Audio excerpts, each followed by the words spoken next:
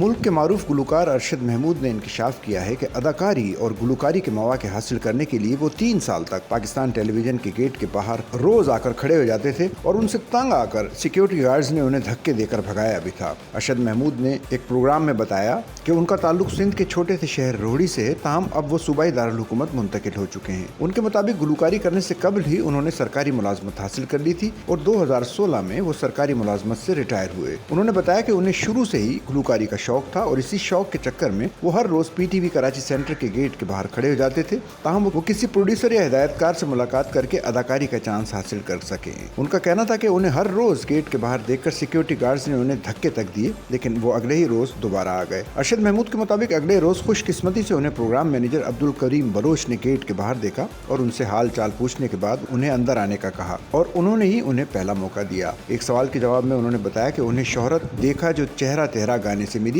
इसे गाने की बदौलत वो स्टार बने। आज तक वो इसी गाने की वजह से रोजी रोटी कमा रहे हैं। उनका कहना था कि मज़कूरा गाना 1995 में गाया, जबकि अगले ही साल इनका एक और गाना हो सके तो मेरा एक काम करो भी कामयाब हुआ और वो शोहरत की बुलंदियों पर पहुंच गए। एक सवाल के जवाब में उन्होंने एतराफ़ किया कि ज़माना तालिब इल्मी में जब वो 8वीं जमात के तालिब इल्म थे तब उन्हें रोहड़ी में ही एक लड़की से मोहब्बत हुई, लेकिन उनके अमीर होने की वजह से उन्होंने मज़कूरा मामले को आगे ना बढ़ाया।